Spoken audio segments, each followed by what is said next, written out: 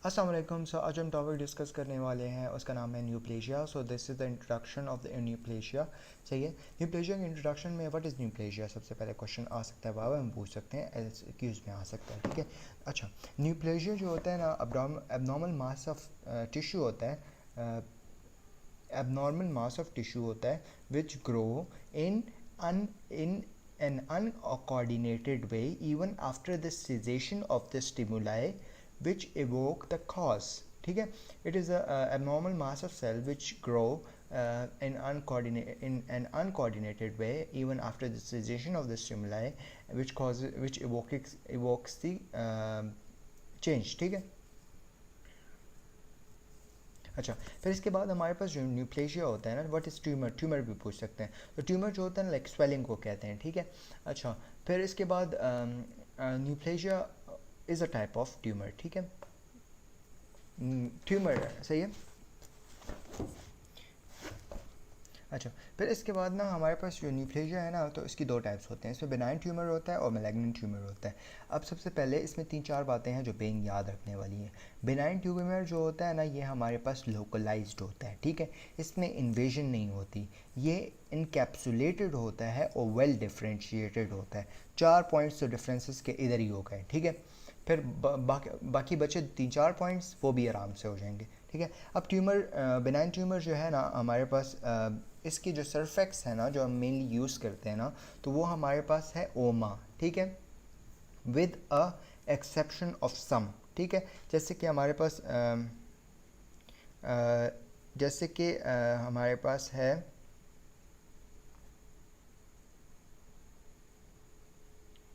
कहाँ गया,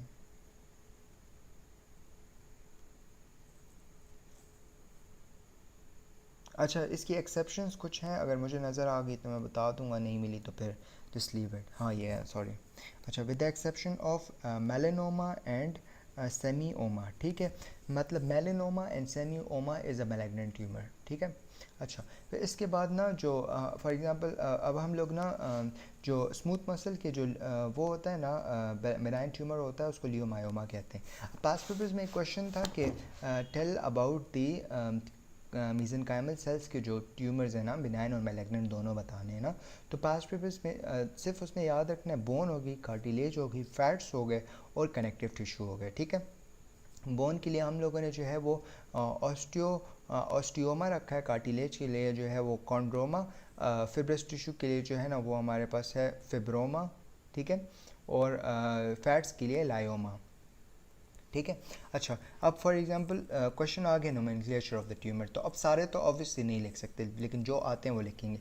सबसे पहले हम अपनी इस हैंड को फॉर एग्जांपल देखें ना, तो हैंड में हमें सबसे पहले एपिथेलियम नज़र आता है। तो एपिथेलियम तो स्क्वेमस सेल पेपुलोमा, और मैलिग्नेंट पे हमारे पास स्क्वेमस सेल कार्सिनोमा। इसके बाद आता है मसल। मसल के लिए आएगा हमारे पास रेड रेड किधर गया, रेड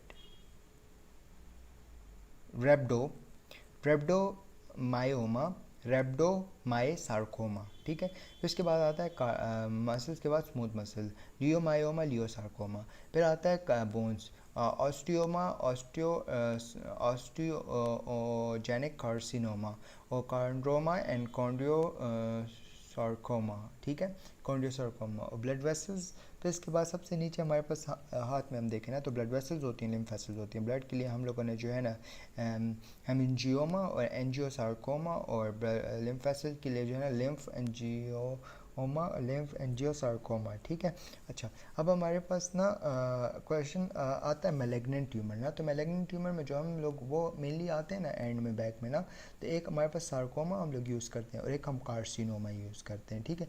अब सार्कोमा और कार्सिनोमा में डिफरेंस क्या होता है ना, कि कार्सिनोमा जो होता है ना, ये हमारे पास लाइक एपिथेलियल टिश्यू से डिराइव होता है। ठीक है। जैसे अब हमने कार्सिनोमा कहाँ कहाँ यूज़ किया है, कार्सिनोमा हम लोगों ने अभी तक स्क्वेमस सेल कार्सिनोमा यूज़ किया था। ठीक है।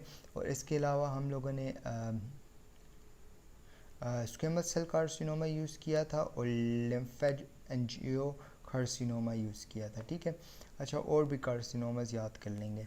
अच्छा, और जो सार्कोमास होते हैं वो हमारे पास मेसेनकाइमल सेल्स के या कनेक्टिव टिश्यू की बेसिस पे होते हैं, ठीक है। अच्छा, अब सबसे पहले हम लोग इसके बाद हम लोग डिफरेंसेस कर लेते हैं बेनाइन और मैलिग्नेंट ट्यूमर के ना। तो यही डिफरेंसेस तो हम लोग कर लिए थे। लोकल होता है, नॉन इन्वेसिव होता है, वेल डिफरेंशिएटेड होता है, इनकैप्सुलेटेड होता है।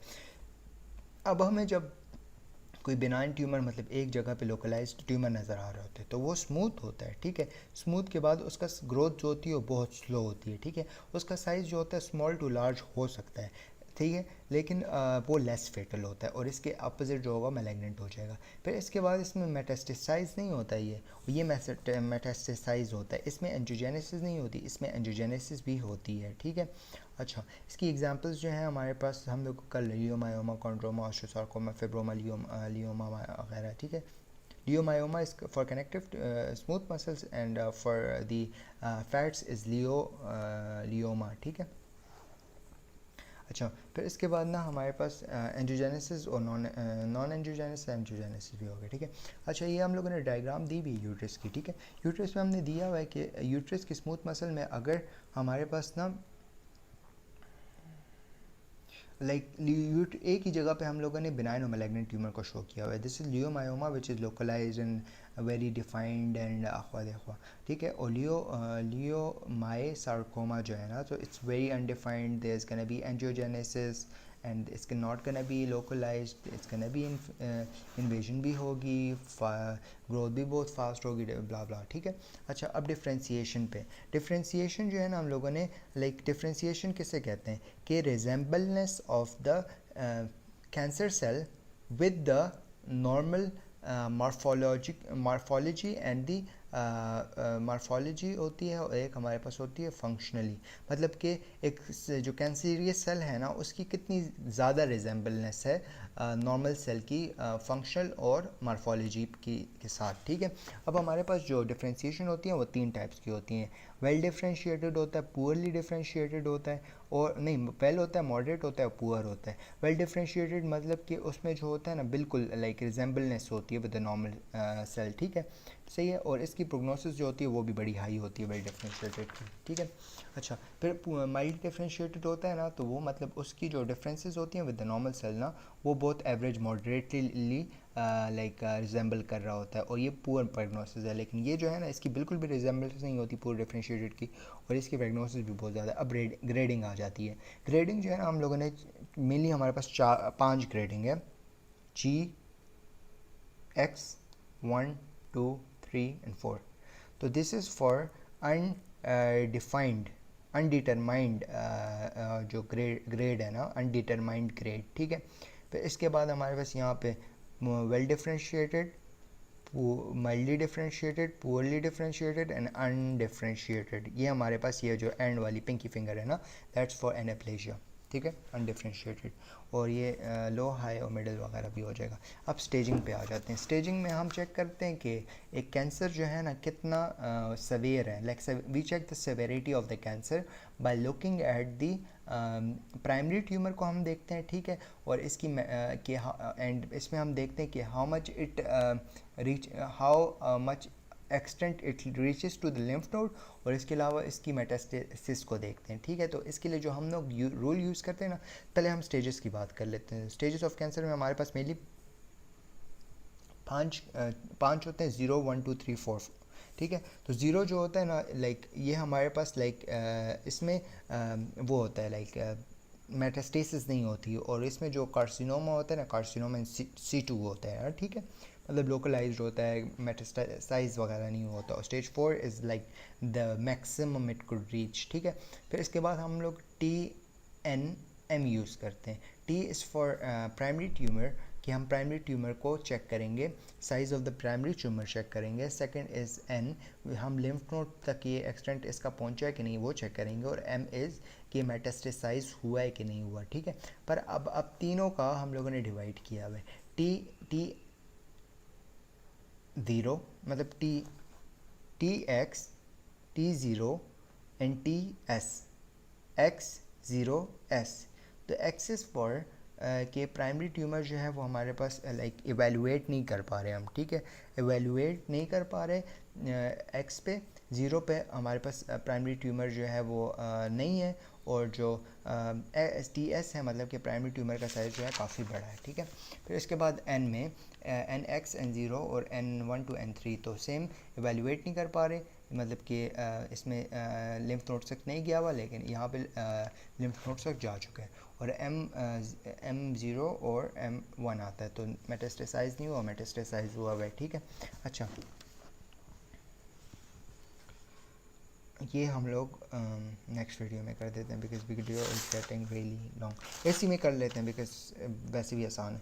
अच्छा, एनाप्लेजिया जो होते हैं अनडिफ्रेंशिएटेड सेल्स होते हैं, ठीक है, और फंक्शनल अनडिफ्रेंशिएटेड जो होते हैं वो सेल होते हैं, ठीक है, और लॉस ऑफ फंक्शनली और मॉर्फोलॉजिकली दोनों जो होते हैं ना लॉस कर चुके होते हैं, लाइक फंक्शनली और मॉर्फोलॉजिकली दोनों नॉर्मल सेल की तरह नहीं होते, ठीक है। अब इसमें करेक्टरिस्टिक में क्या होता है जल्दी जल्दी करेंगे, ठीक है। एक हमारे पास होता है प्लियोमॉर्फिक, मतलब साइज़ और शेप में चेंजेस आ जाती हैं। फिर दूसरा है हाइपरक्रोमैटिक न्यूक्लिया, मतलब न्यूक्लिया बहुत ज़्यादा डार्क हो चुका होता है, मतलब पिंकिश पर्पलिश हो चुका होता है। न्यूक्लियर साइटोप्लाज्म रेशो जो होता है इस 1:1 जो नॉर्मली 1:6 और 1:4 होता है, ठीक है। इसके बाद क्रोमेटिन जो होती है उसकी कंडेंसेशन होती है, न्यूक्लियाई जो होता है उसका साइज़ भी लार्ज हो चुका होता है, शेप भी उसकी चेंज हो चुकी होती है न्यूक्लियाई की। फिर न्यूक्लियोलाई जो होता है उसका साइज़ भी इंक्रीज़ हो जाता है। माइटोसिस जो होती है वो बहुत टाइप एक्सेसिव हो जाती है, उसमें 3 टाइप ऑफ माइटोसिस होती हैं, ट्राईफ्लोरर, कॉर्टिफ्लोरर एंड मल्टीपोलर, ठीक है। पोलैरिटी लॉस हो चुकी होती है, न्यूप्लेशिया वगैरह होता है, और इसमें एंड में है कि फंक्शंस भी लॉस हो चुके होते हैं, और हाँ जॉइंट सेल्स भी बनते हैं, ठीक है, विद मल्टीपल न्यूक्लिया और सिंगल न्यूक्लिया, ठीक है, सिंगल बिग न्यूक्लिया। अब उसमें तो हमने कहा था ना कि मॉर्फोलॉजिकल और फंक्शनली चेंजेस आ गई हैं, ठीक है। और इसमें जो था ना इसमें हमारे पास ना डिस्प्लेशिया जो है ना, तो इसमें यूनिफॉर्मिटी और अमॉर्फस ओरिएंटेशन जो होती है ना, लाइक देखो यूनिफॉर्मिटी नहीं रह गई, ठीक है, और आर्टिकल्चर ओरिएंटेशन जो है वो भी नहीं रहेगी, ठीक है। तो यूनिफॉर्मिटी नहीं है और आर्टिकल्चर मतलब यू एंड ए, यूनिफॉर्मिटी नहीं है, आर्टिकल्चर ओरिएंटेशन भी प्रॉपर नहीं है, ठीक है। अब इसकी जो करेक्टरिस्टिक है ना, जैसे प्लियोमॉर्फिक होता है, हाइपरक्रोमैटिक होता है, न्यूक्लियर साइटोप्लाज्मिक प्रेशर भी बहुत हाई हो जाता है। इसके अलावा जो होता है वो यूनिफॉर्मिटी भी नहीं होती, आर्टिकल्चर भी जो होता है उसकी ओरिएंटेशन वगैरह हो चुकी होती है, और जो मेटोटिक एक्टिविटी होती है वो बहुत ज़्यादा हो जाती है, ठीक है, in all layers of the cell. फिर सिटू कार्सिनोमा इन सिटू क्या होता है? कार्सिनोमा इन सिटू वो होता है जो लाइक लोकलाइज्ड कार्सिनोमा होता है जो अभी तक मेटास्टेसाइज नहीं किया होता, ठीक है। अच्छा, डिस्प्लेशिया में हमने ये बात की थी ना कि डिस्प्लेशिया जो होता है ना normally is not a cancer cell, ठीक है, कैंसीरियस नहीं होता, माइल्ड टू मॉडरेट, लेकिन अगर ये इसका हाई लेवल हो जाए तो फिर it can be converted into cancer. That's it, thank you.